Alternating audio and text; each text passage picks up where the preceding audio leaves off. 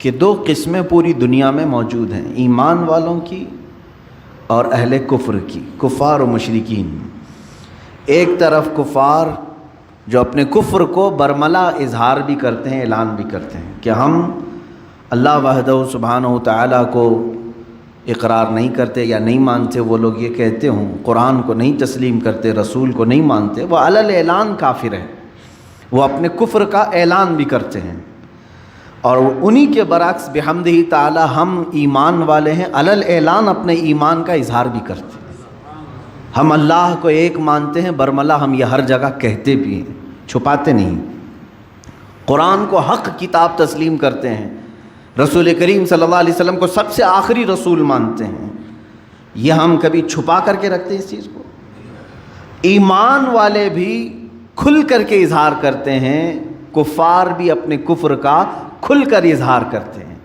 ان دونوں کے درمیان ایک جماعت ہے جس کا نام منافق ہے۔ اس کی تعریف کیا ہے؟ منافق کہتے کسے ہیں؟ میں آج اسی سلسلے میں آپ کو معلومات پیش کرنا چاہوں گا۔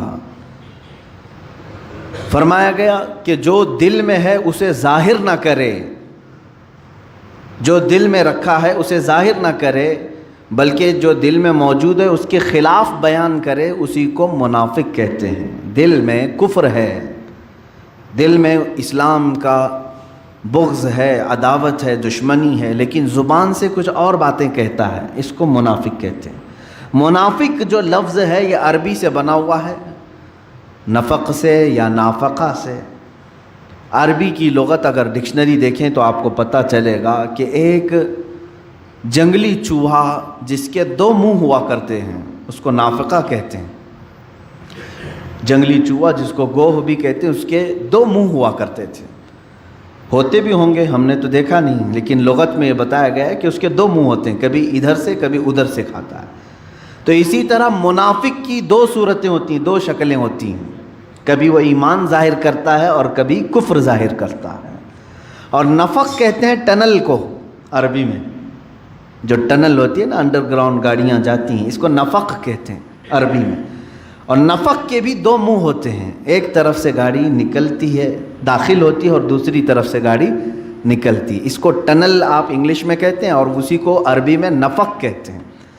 اسی نفق سے منافق بنا ہے۔ کیوں نفق سے منافق کیسے؟ اس لیے کہ منافق جو ہے ایک راستے سے اسلام میں داخل ہوتا ہے، دوسرے راستے سے اسلام سے خارج بھی ہو جاتا ہے۔ وہ مجمع عام میں مسلمانوں کے ہاں لا الہ الا اللہ پڑھتا ہے اور کفار و مشرکین کے پاس جا کر ان کے خداؤں کی پوجا بھی کرتا ہے۔ تو یہ منافق ہے، ایک راستے سے داخل ہوا ٹنل کی طرح اور دوسرے راستے سے نکل بھی جاتا ہے۔ یہ سب سے ڈینجر قسم ہے منافقت کی۔ اب آپ کو اندازہ ہونا چاہیے، سورہ بقرہ ہم شروع کرتے ہیں، قرآن کی ابتدائی سورت، سورہ فاتحہ کے بعد جو سب سے پہلی سورہ ہے کون سی ہے؟ سورہ بقرہ۔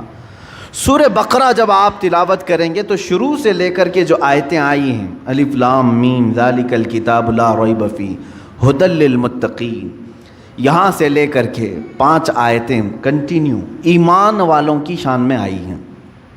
یؤمنون بالغیب، یہ غیب پر ایمان لاتے ہیں ایمان والے لوگ، اللہ کو دیکھے نہیں پھر بھی ایمان لاتے ہیں۔ یقیمون الصلاۃ، نمازوں کو قائم کرتے ہیں، اور اللہ نے انہیں جو کچھ بھی دیا ہے وہ اس میں خرچ کرتے ہیں، اور جو اللہ نے ان پر اتارا ہے کتابوں میں اس پر یہ یقین رکھتے ہیں۔ اولئک علی ھدی من ربہم واولئک ھم المفلحون، یہی ہدایت پر ہیں اور یہی اللہ کی بارگاہ میں کامیاب بھی ہیں۔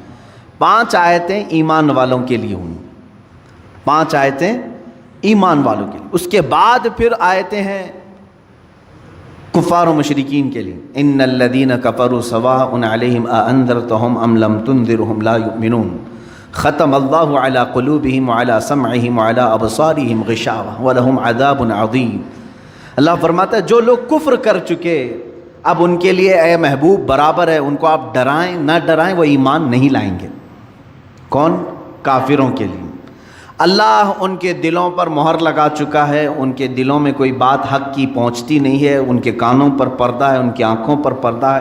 یہ کس کے لیے کہا گیا؟ کفار کے لیے۔ اب میں ترتیب آپ کو بتا رہا ہوں. سورہ بقرہ جو شروع کی سورہ ہے قرآن کی، شروع سے لے کر 5 آیتیں مومنوں کی شان میں آئی، 2 آیتیں کافروں کے مذمت کے لیے بیان کی گئی. وَمِنَ النَّاسِ مَن يَقُولُ، یہاں سے آیتیں شروع ہوتی ہیں، دوسرا رکوع شروع ہوتا ہے. یہاں سے لے کے کنٹینیو 13 آیتیں صرف منافقوں کے متعلق بیان فرمائیں. اللہ رب العزت نے 13 آیتیں کنٹینیو منافقین کے متعلق آئی ہیں. اس سے اندازہ ہو سکتا ہے کہ یہ کفار و مشرکین سے بھی زیادہ ڈینجر قسم کی ایک جماعت ہے، کیونکہ کفر ظاہر ہے اور اسے ہم پہچانتے ہیں، شرک ظاہر ہے اور اسے پہچانتے ہیں، لیکن منافقت ایک ایسی قسم ہے جو ہمارے درمیان ہو تو ہم کو بھی نہیں معلوم، کافروں کے درمیان ہو تو کافروں کو بھی نہیں معلوم. یہ دونوں کو دھوکہ دینے والی جماعت ہے. اسی لیے قرآن میں اللہ نے فرمایا یخادعون اللہ والذین آمنوا، یہ اللہ کو دھوکہ دینے کی کوشش کرتے ہیں اور ایمان والوں کو. وما یخدعون الا انفسهم، لیکن ساتھ میں رب تعالیٰ نے یہ بھی فرمایا وہ سوائے اپنی جان کے کسی کو دھوکہ دے ہی نہیں سکتے، وہ خود اپنے آپ کو دھوکہ دے رہے ہیں. منافق کی پہچان کیا ہے؟ احادیث کریمہ میں بیان کی گئی ہیں. علامات بہت ساری اس کی ہیں، مشہور علامات میں ذکر کرتا ہوں. اللہ کے نبی صلی اللہ تعالیٰ علیہ وسلم نے فرمایا آیت المنافقی ثلاثۃ.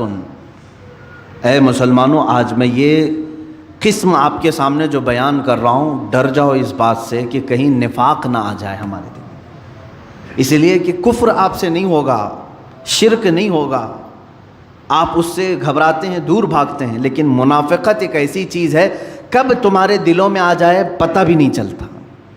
کیسے آتی ہے وہ میں بتاتا ہوں. منافقت کی 2 قسمیں بیان کی گئی ہیں، ایک نفاق عملی ہے، ایک نفاق اعتقادی ہے. عقیدے میں منافق بھی ہوتا ہے اور عمل میں بھی منافق ہوتا ہے. دونوں چیزوں کی تشریح میں کروں گا. پہلی چیز تو میں یہ بتاتا ہوں کہ کیوں یہ منافقت کے متعلق میں نے آج موضوع کو چھیڑا ہے، کیونکہ رب تعالیٰ نے جہاں دردناک عذابات کا ذکر فرمایا ہے قرآن پاک میں، جہنم کے 5ویں پارے کی اخیر صفحے کی آیت ہے سورہ نساء میں، اللہ تعالیٰ فرماتا ہے ان المنافقین فی الدرک الاسفل من النار. اللہ فرماتا ہے جہنم کے سب سے نچلے طبقے میں ہم منافقین کو رکھیں گے. سب سے نیچے والا طبقہ. یہ نیچے والے طبقہ کیوں کہا گیا؟ اس لیے کہ وہاں سے نکلنے کی کوئی صورت ہی نہیں ہے. وَلَن تَجِدَ لَهُمْ نَصِيرًا. اللہ فرماتا ہے ہرگز ان کے لیے کوئی مددگار وہاں نہیں پہنچے گا، نہ ان کی آواز کہیں کسی دوسرے تک پہنچے گی. یہ کس کے لیے؟ منافقین کے لیے. جہاں کافروں کے عذاب کی بات آئی ہے، عذاب عظیم آیا ہے، عذاب علیم ہے، عذاب مہین ہے، لیکن منافقین کے متعلق کہا گیا جہنم کے سب سے نچلے طبقے میں وہ رہیں گے، سب سے نیچے والے حصے میں رہیں گے. عزیزان گرامی وقار، منافقت کیسے ہے اس کے متعلق آیتیں بھی ہیں. پوری سورہ منافقون آ گئی 28ویں پارے میں، پوری سورہ ہے منافقون. اذا جاءك المنافقون قالوا نشهد انك لرسول الله قالوا نشهد انك لرسول الله والله يعلم انك لرسوله والله يشهد ان المنافقين لكاذبون. یہاں سے سورہ شروع ہو رہی. کیسے آتے ہیں منافق؟ حضور صلی اللہ علیہ وسلم سے رب تعالیٰ فرما رہا ہے اے محبوب، منافقین آپ کے پاس آتے ہیں اور یوں کہتے ہیں ہم گواہی دیتے ہیں کہ آپ اللہ کے رسول ہیں. یہ کہتے ہیں آپ اللہ کے رسول ہیں، اور رب تعالیٰ فرماتا ہے اللہ ضرور جانتا ہے کہ آپ اللہ کے رسول ہیں، لیکن اللہ اس بات کی گواہی دیتا ہے کہ منافق جھوٹ بول رہے ہیں. وہ آپ کو آخری رسول نہیں تسلیم کرتے ہیں، وہ تو صرف جنگوں میں موجود مال غنیمت حاصل کرنے کے لیے آپ کے پاس آ رہے ہیں. جب دیکھا اسلام کا بول بالا تو جماعتوں میں شریک ہو گئے، اور جب دیکھا کہ اسلام پر کوئی مصیبت آئی تو یہاں سے چھوڑ کر چلے گئے. اس طرح کی مثالیں مدینہ طیبہ میں بہت مرتبہ ہوئیں. اللہ کے حبیب صلی اللہ تعالیٰ علیہ وسلم جب مدینہ طیبہ تشریف لائے تو یہاں سب سے بڑا جو خطرہ تھا وہ یہودیوں سے زیادہ منافقین سے تھا. ہر بات جا کر لیک کرتے تھے یہودیوں کے پاس، عیسائیوں کے پاس، کہ محمد صلی اللہ تعالیٰ علیہ وسلم آج یہ پلاننگ کر رہے تھے، یہ باتیں کر رہے تھے. ہر چیز یہاں کی لے جا کر وہاں پہنچاتے تھے. کئی دنوں تک یہ معاملہ چلتا رہا. جنگ بدر کے بعد تو بہت سارے لوگ اسلام میں داخل ہوئے. جنگ بدر ایک ایسی فیصلہ کن جنگ تھی، صرف 313 مسلمان ہیں اور 1000 سے زیادہ کافر ہیں۔ 313 کو جب فتح عظیم مل گئی تو ان لوگوں نے سوچا کوئی تو طاقت ہے ان کے پاس، ساتھ ہو جانا چاہیے۔ جنگ بدر کے بعد بہت مسلمان ہوئے، اور وہی جنگ احد ایک ہی سال کے بعد ہوئی۔ اب مسلمانوں کی تعداد 1000 سے زیادہ تھی۔ جب 313 تھے سال بھر پہلے، اب سال کے بعد 1000 سے زیادہ تھی تعداد۔ اب کی بار جب کفار و مشرکین آئے تو مسلمانوں کو شکست ہوئی۔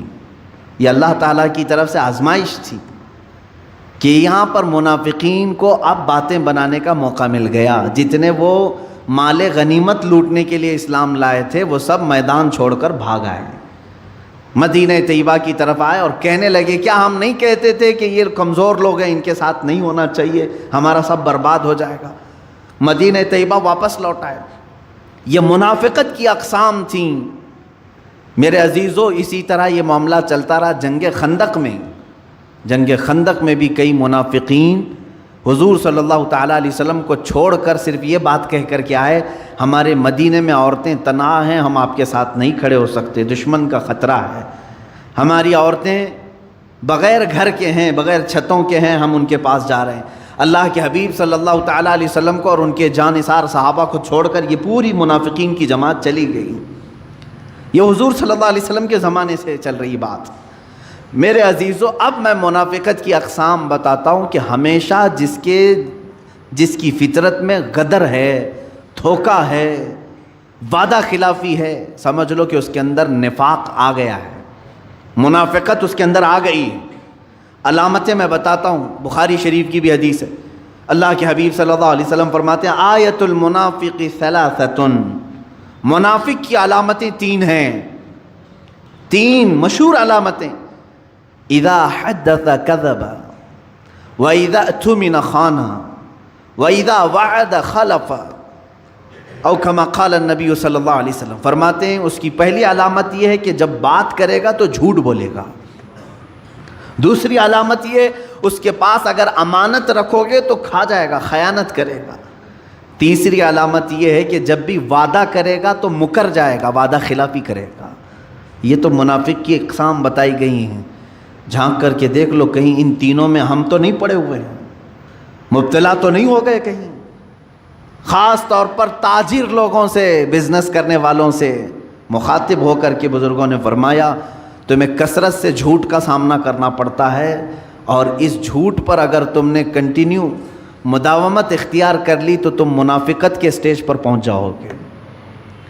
منافق کی ایک علامت یہ ہے کہ اپنی بات کو منوانے کے لیے بار بار قسمیں کھاتا ہے، اللہ کی قسم، کعبے کی قسم، قرآن کی قسم، کثرت سے وہ قسمیں کھاتا ہے منافق۔ اور جب بھی اس کے پاس کوئی امانت رکھی جائے تو خیانت کرتا ہے، صحیح طریقے سے اس کو نہیں لوٹاتا۔ امانت بہت قسم کی ہے میرے عزیزوں، صرف پیسہ ہی امانت نہیں ہے، کسی کی باتیں بھی تمہارے پاس امانت ہوتی ہیں، کسی کا مال تمہارے پاس امانت ہے، کسی کی بیٹی تمہارے پاس امانت ہے، کسی کے بچے تمہارے پاس امانت ہے۔ امانت کی بہت ساری قسمیں، اس میں خیانت کرنے والا منافق کی علامتوں میں شامل ہو گیا۔ اور جب کبھی وعدہ کرے تو وعدہ خلافی کرتا ہے، وعدہ کرتا ہے کہ میں فلاں تاریخ کو آپ کو پیسے دے دوں گا، میں فلاں تاریخ کو آپ سے ملاقات کر لوں گا، فلاں تاریخ کو یہ کام کر لوں گا، اور پھر مکر جاتا ہے۔ فرمایا گیا اس کے اندر منافقت آ گئی ہے۔